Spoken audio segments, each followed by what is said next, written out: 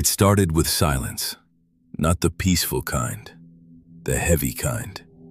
The kind that sits in your room when you've got unpaid bills stacked on the table and your phone hasn't rung in days. My name is Ethan Cole. I'm 27, born and raised in a place most people have never heard of, Hollow Creek, Oregon. It's one of those small American towns where everything feels stuck in time. Same gas station, same diner, same people doing the same things every single day. And if you don't leave early, you never leave. I tried. Worked construction, delivery jobs, warehouse shifts. Nothing lasted. And slowly, everything started falling apart. My apartment smelled like damp walls and cheap coffee. The heater barely worked, and the landlord had stopped asking politely. The last message he sent me was simple: pay by Friday, or you're out. That was 3 days ago. Tonight was Thursday. I sat on the edge of my bed, staring at my phone, scrolling, refreshing. Nothing. No job replies, no callbacks, no hope. Then suddenly, a new listing appeared. No notification, no timestamp, just there, like it had been waiting. Night shift worker needed, car wash facility, Hollow Creek outskirts, immediate hiring, high pay, cash weekly. No company name, no details, no reviews, just one phone number and an address. I stared at it longer than I should have. Something about it felt off. Too easy. Too convenient. But when you're desperate, you don't question opportunity. You grab it, even if it doesn't feel right. I called the number. One ring, that's it. A voice answered immediately. Calm, flat. Can you start tonight? No greeting, no introduction. I hesitated. Yes? There was a pause. Then, come at 9:30 p.m. Don't be late. The call ended. No goodbye, no instructions, just silence. I looked at the address again, far outside town, somewhere I had never been, and for a moment, just a moment, I felt like I shouldn't go, like something inside me was trying to stop me. But then I looked at the eviction notice, and I grabbed my keys. The road out of Hollow Creek gets quiet fast, too fast. Within 10 minutes of driving, streetlights disappear, houses fade away, and the world turns into nothing but trees. Tall, dark, endless. My headlights cut through the darkness as I drove deeper into the outskirts.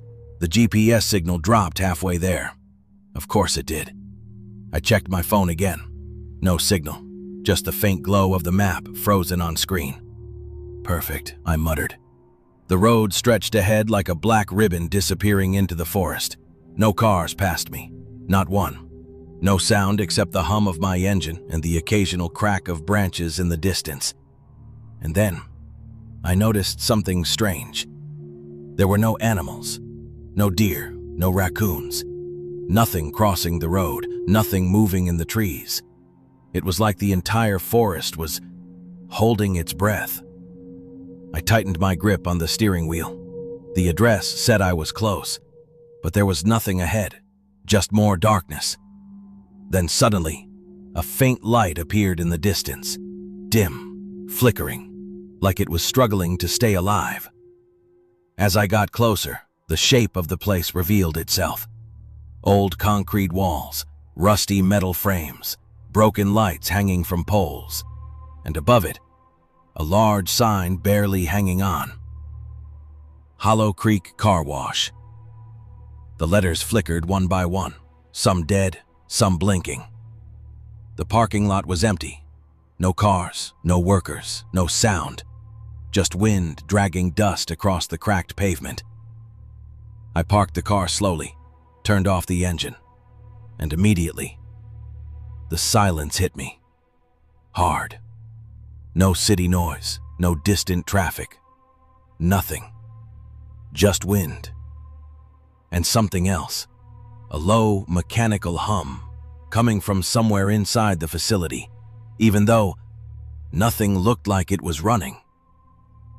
I sat there for a moment, hands still on the wheel, thinking, this is a bad idea.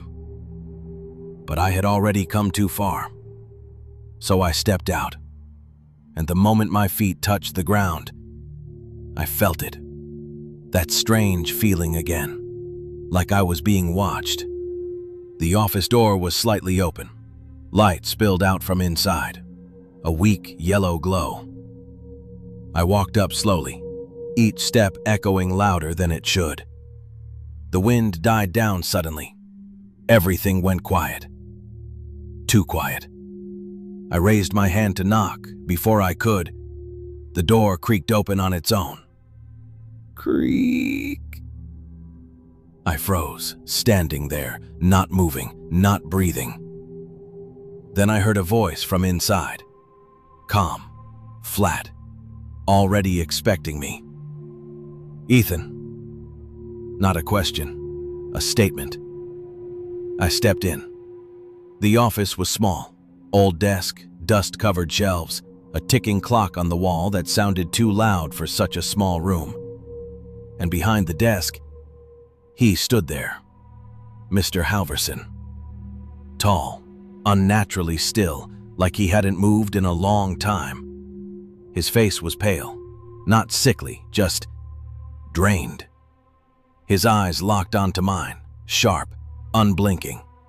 And when he smiled, it didn't feel like a real smile. It felt like something he had learned to do, not something he felt. "You're on time," he said quietly. I nodded. "Yeah, He raised his hand slightly, cutting me off. "We don't waste time here." Silence filled the room again. I noticed something strange. There was no computer, no paperwork, no employee records, nothing that looked like a real business office, just that desk, and him, watching me. Then he asked the only question that mattered. "Do you need this job?" Something about the way he said it made it feel like more than just a question, like a test. I hesitated for a second, then answered honestly. "Yeah." His eyes didn't move, didn't blink, but his smile widened slightly. And that was the moment I realized something was wrong. Very wrong. Mr. Halverson gestured toward the chair. "Sit." I pulled it out and sat down. The wood creaked loudly beneath my weight. Creak. The sound echoed in the small office. For a moment, neither of us spoke, just the ticking clock on the wall. Then he leaned forward slightly. "You will be working nights, alone." I nodded. "Yeah, that's fine." He stared at me for a few seconds longer than normal, then said quietly, "People don't last long here." That made me pause. "What do you mean?" A small silence, then, "They don't follow instructions." No emotion in his voice, just a statement. He reached under the desk and pulled out a folded sheet of paper. He slid it toward me. "Read." I unfolded the paper. It wasn't a contract, just rules. Simple, direct, strange. Rule 1. Do not leave the facility between 2 a.m. and 4 a.m. Rule 2. If a vehicle enters without headlights, do not approach it. Rule 3. If you hear knocking from inside the wash tunnel, ignore it. Rule 4. After 3 a.m., do not look inside the tunnel, no matter what. I looked up. Is this serious? Mr. Halverson didn't blink. "Follow them exactly." I gave a small, uneasy laugh. "Okay. But what if someone's actually inside the tunnel?" His eyes locked onto mine, and for the first time, his tone changed. Colder. "Then it's already too late." That answer sat heavy in the room. I didn't ask anything else. I just held the pen and signed. He folded the paper slowly, carefully, then said, Your shift begins at 10 p.m. I stood up. All right, I'll get started. As I turned to leave, he spoke again, low, almost like a warning. Once the shift begins, it doesn't end easily. I stopped. What does that mean? He didn't answer, just watched me, smiling slightly. I walked out of the office. The cold night air hit me instantly. The car wash looked different now, darker, quieter. The machines stood still, but somehow they didn't feel inactive, like they were waiting. I checked my watch. 9:52 p.m. 8 minutes left. And for the first time since I got there, I felt something I couldn't explain. Not fear, not yet. Just a quiet thought in the back of my mind. You shouldn't be here. The digital clock inside the office clicked to 10 p.m., right on time. And almost immediately, something changed. It was subtle, but I felt it, like the air got heavier. I stepped out of the office and into the main wash area. The lights above flickered once, psst, then stabilized. A low mechanical hum started somewhere deep inside the system. Whirr. I frowned. I didn't turn anything on.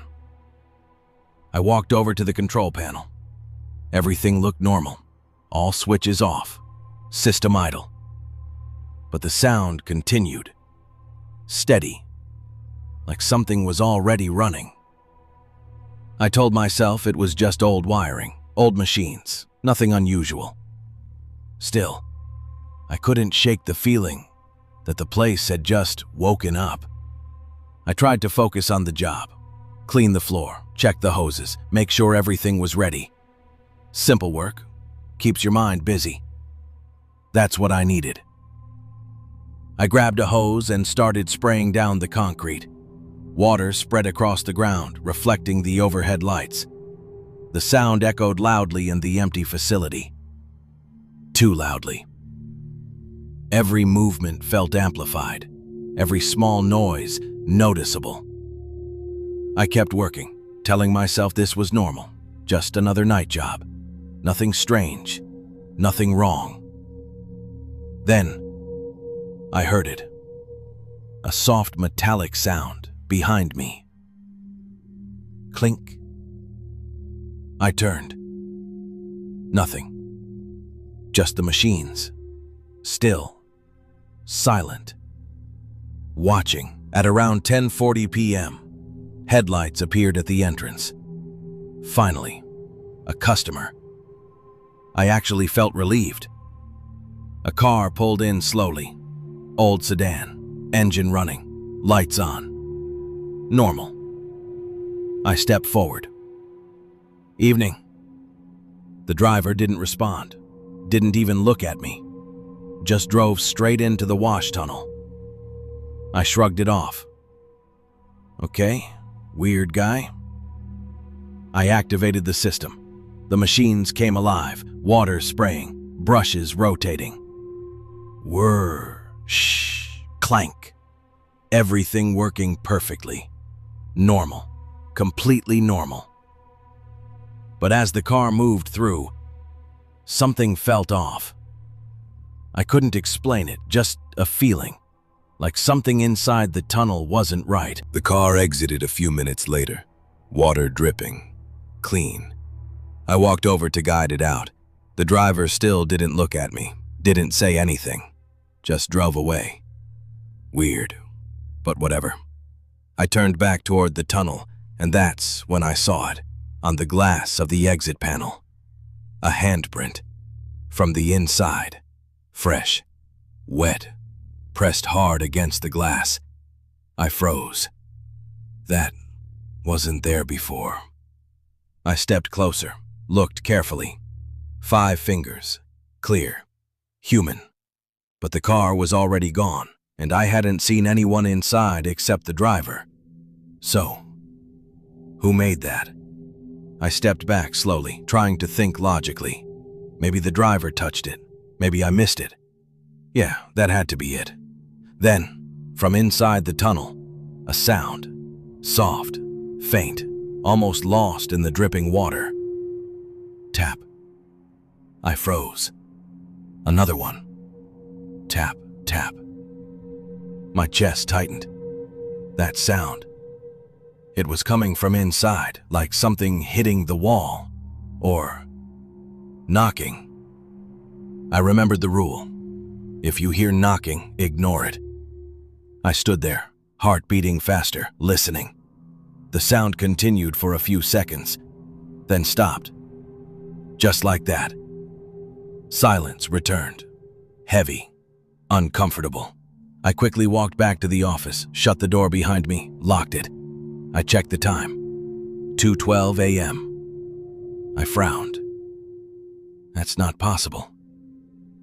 I was just working. It felt like maybe an hour had passed, not 4. I looked back at the wash area through the window. Everything looked the same. But now, the place felt different, quieter, heavier. And then I remembered the rule. Do not leave the facility between 2 a.m. and 4 a.m. I slowly stepped away from the door, sat down, and waited. Because deep down, I had a feeling. The real night shift had just begun. I kept staring at the clock. 2:18 a.m. The ticking felt louder now, each second stretching longer than it should. Then, headlights. I looked up. Another car had entered the lot, but something felt wrong immediately. The headlights were dim, flickering, like they weren't fully on.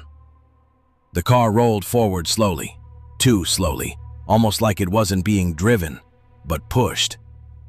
I stepped outside the office. Cold air hit my face again. Hello? No response.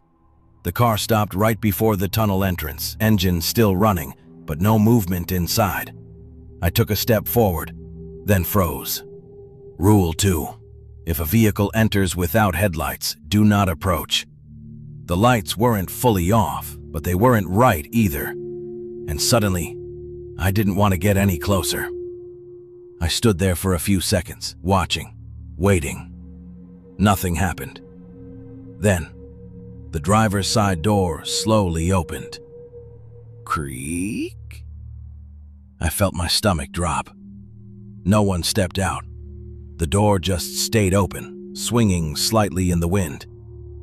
I whispered to myself, okay, not normal. Every instinct told me don't go near it, don't check it, just stay back. So I did. I stepped backward, keeping my eyes on the car. And then, the door slowly closed by itself. Thud. I didn't move, didn't breathe.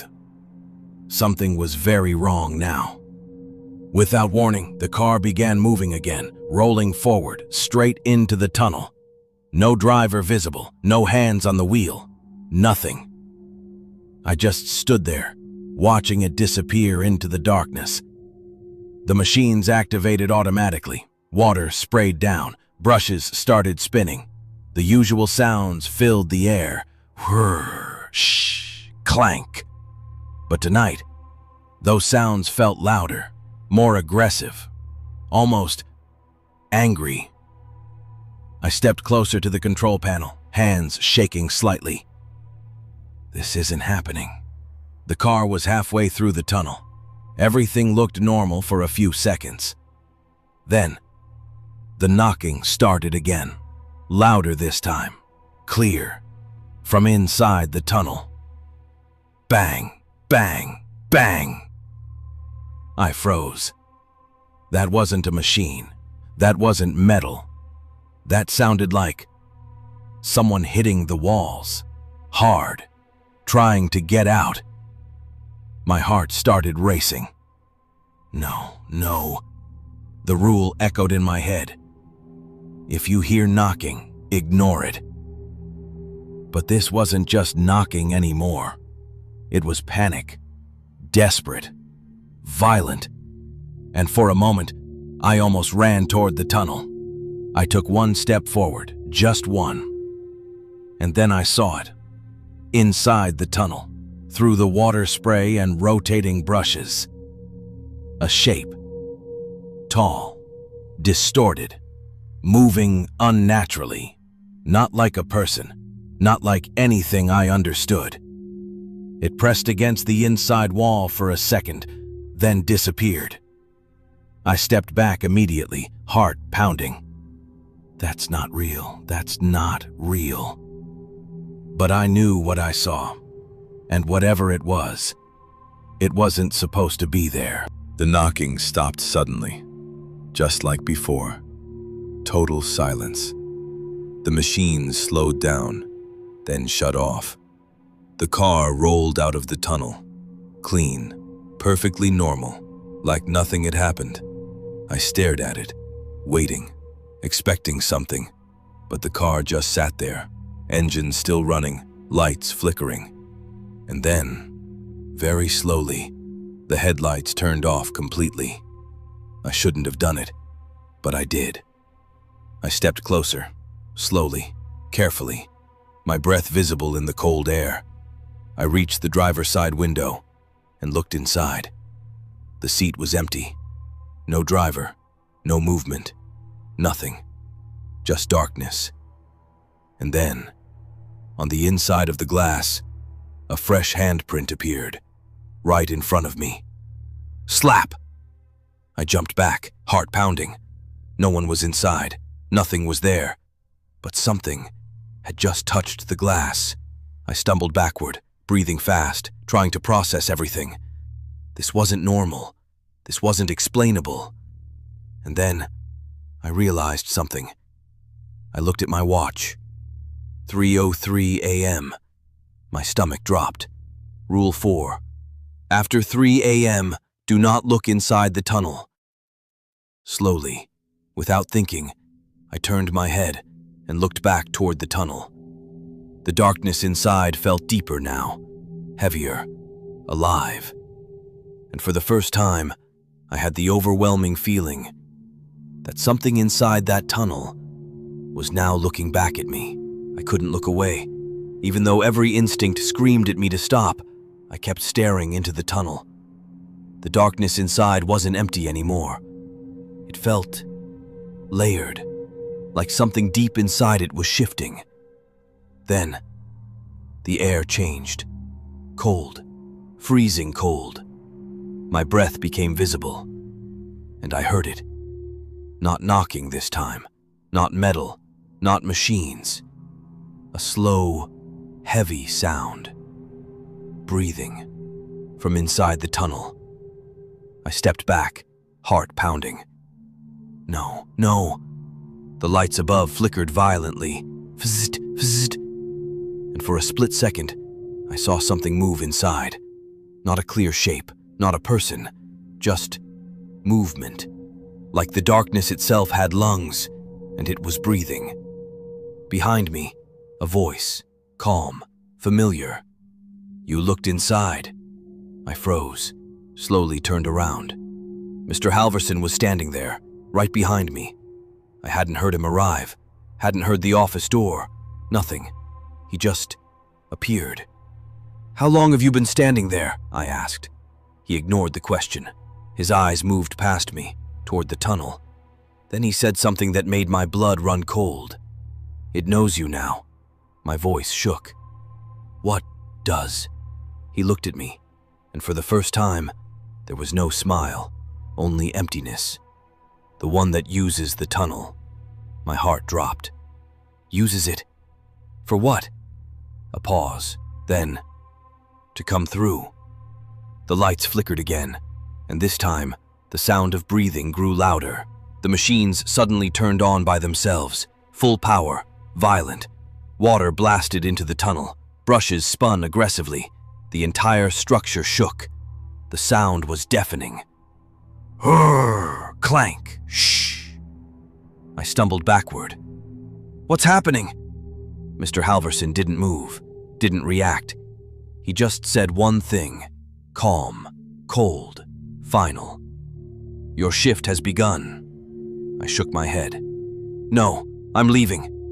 I turned and ran toward the exit, pushed the door open, and stopped. The parking lot was gone. No road, no trees, just darkness. Endless, like the tunnel had expanded outside. I slowly turned back. The car wash behind me didn't look the same anymore. It looked deeper, longer, wrong. And inside the tunnel, something stepped forward. Not fully visible, but close enough. Too tall, too still, watching me, waiting. I stepped back, breathing fast. No, this isn't real. Behind me, the manager spoke one last time. No one leaves during their shift. The lights went out. Complete darkness.